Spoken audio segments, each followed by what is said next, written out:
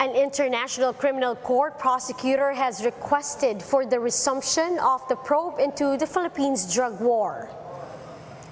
The Integrated Bar of the Philippines questions the government's move to block some websites based on mere allegations. And the thousands of members and allies of the LGBTQ+ community joined the Pride March and Festival in Quezon City.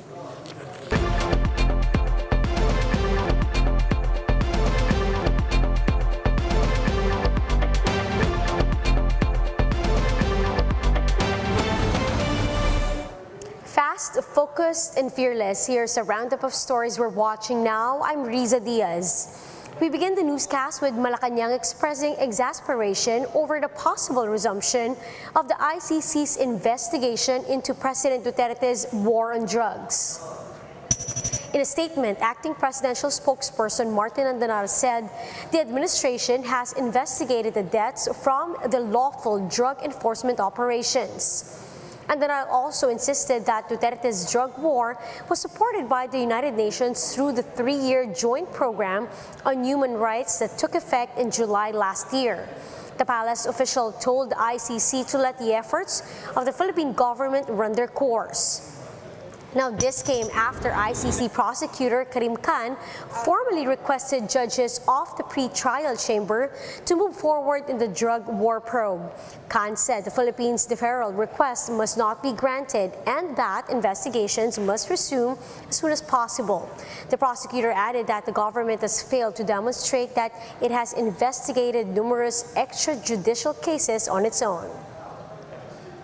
Meanwhile, outgoing National Security Advisor Hermogenes Esperon is standing firm by his request to block websites that are allegedly linked to terrorist groups. Ryan Ang has a report.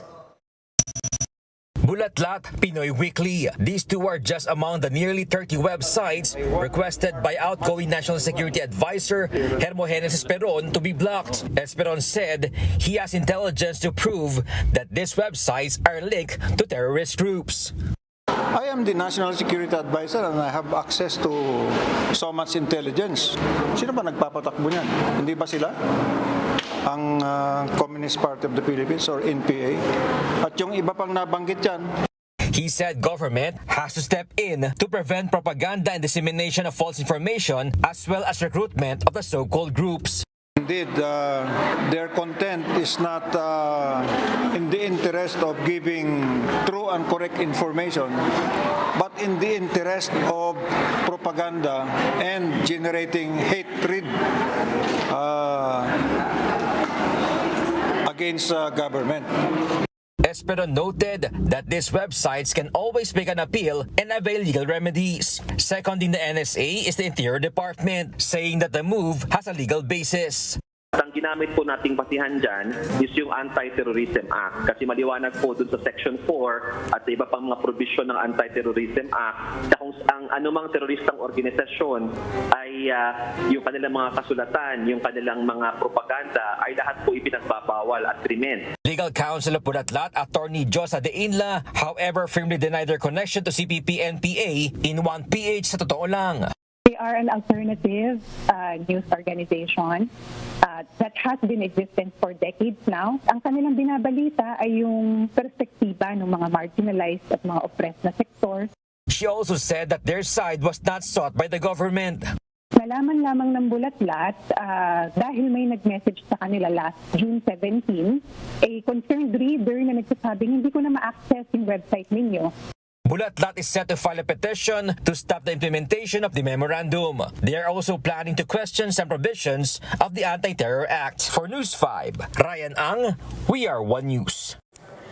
For the Integrated Bar of the Philippines, the NTC has no authority to block websites because of unproven links with communist rebels. The IBP said NTC's orders is baseless and endangers not only the liberty of the press, but the activities of human rights advocates and progressive groups. The organization calls for the National Security Council to file the proper cases and requests and not to resort to censorial shortcuts. We'll be back with more stories after the break. Keep it here on One News.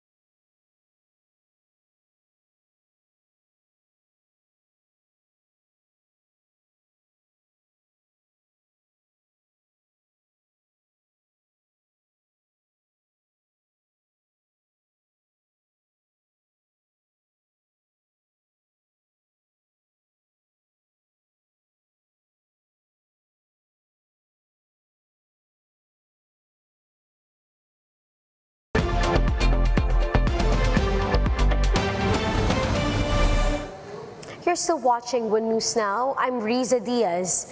Members and allies of the LGBTQ plus community are calling for equality, inclusivity, and diversity in this year's Pride Festival in Quezon City. Faith Del Mundo has a story.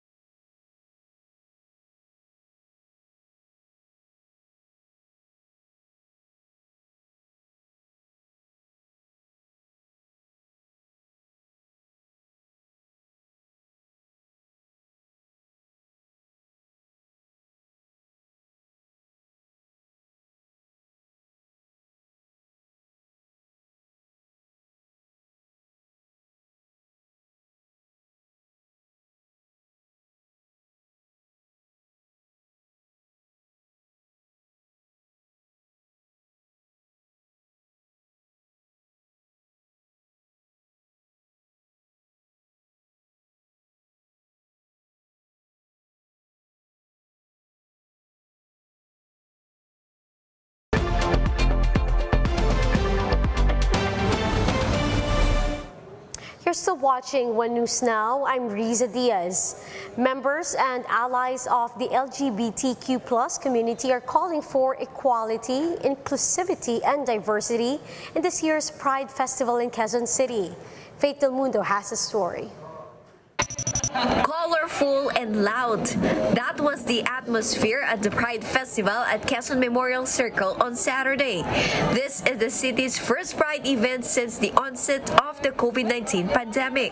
Quezon City is a very friendly city when it comes to LGBTQIA plus respect, acceptance, diversity, inclusivity, and of course equality. And these are the values that we would like to espouse here in Quezon City, and that is why for us it is important that the LGBTQIA plus community feels these values here when they come to Quezon City, na sila ay minamahal at tinatanggap ng Quezon City. In partnership with Pride PH, the theme for this year's festival is Alab for Love, promoting equality, inclusivity, and diversity among all, including members of the LGBTQ plus community. The event featured 3 key activities: the Pride Expo, Pride March, and Pride Night. Attendees paraded along the QC Elliptical Road carrying their rainbow flags. Pride PH said it aims to foster a good relationship with the government and private sector to address various issues. Ang goal natin bukod sa i-celebrate ang Pride, nananawagan tayo sa national government na ipasa na ang Social Equality Bill. Kasi ito ay napinbin na sa Kongreso for more than 20 years. Recall that Quezon City is one of the first cities to have implemented the Gender Fair Ordinance. This is to ensure equality among all residents regardless of gender and protect them against discrimination. Members of the LGBTQ plus community were elated in joining the event. Sobrang saya po kasi sobrang colorful po ng Pride Month, and ang dami pong sobrang free, and ayun po. So sobrang saya po dito sa Pride Month. Sobrang open-minded ng mga mga tao. Makikita mo yung mga samot-saring iba't ibang parte ng LGBTQIA+. And kung open-minded kang tao, kapag tinignan mo sila, sobrang ganda. Makikita yung iba't ibang kulay ng kagandahan ng ating mundo. Pero iisa lang naman kami ng pinaglalaban dito, kundi ang aming karapatan, kundi ang human rights. Lahat ipinaglalaban namin. Kung ano ng karapatan ng mga tao, kung anong karapatan nila ay karapatan din naming mga parte ng LGBTQIA+. The I Love for Love Pride Festival is part of a nationwide Pride Month celebration. Simultaneous events also happen in various parts of the country, like Pasay, Iloilo, Baguio, Romblon, Misamis Oriental, and Oriental Mindoro. For News 5, Faith Del Mundo, we are One News. Meanwhile, stars of a Boy Love series gathered for the first time in celebration of the BL Festival in the Philippines. Gemma Vansenia with the details. It's a celebration of love from pandemic and beyond in this year's first ever Boy Love Festival in the country. Fans went crazy as they played along with their favorite indie boys love actors.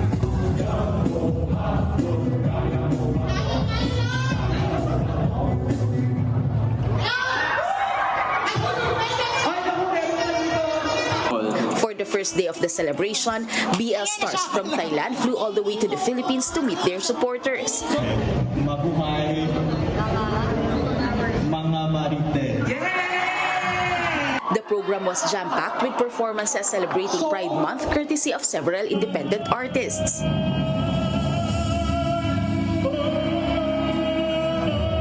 Filipino BL stars say they are grateful for the chance to celebrate their stories and artistry amid the pandemic. Well, actually masaya ako kasi nakaka-overwhelm nakasama ko sa isang event na katulad nito. At saka syempre, di ba, iba yung pakiramdam na may invite ka sa ganito. The BL genre saw a growth in online viewers during the pandemic, with hundreds of web series and movies aired on various platforms. Now that things are slightly going back to normal, some say that BL fever is already dying out, but BL stars disagree. Siguro meron lang din talagang mga like sports, nagkakaroon na ng sports ngayon. Then may mga project na ibang ginagawa, pero I think hindi siya natatabunan. Kasi marami pa rin gumagawa at saka marami pang ikukwento sa atin yung community. When we do BL, it's not just for entertainment. It's a voice, it's a representation. So for me, kahit naman mawala kahit di man umusbong masyado ang BL ngayon, it will always forever remain in our hearts. It will always remain history and of course the influence to other people. The first Pinoy BL Festival will be held at Skydome North EDSA until June 26, with special guests from Pinoy, Thai and Korean BL series and movies, as well as performances from P-pop groups. For News 5, Gemma Vansenia, we are One News. Let's now take a quick look at today's other top stories. Fuel prices are expected to rise again next week. Unioil Philippines projects that diesel prices would increase by up to 1 peso and 40 centavos per liter, while the prices of gasoline would go up by up to 20 centavos per liter.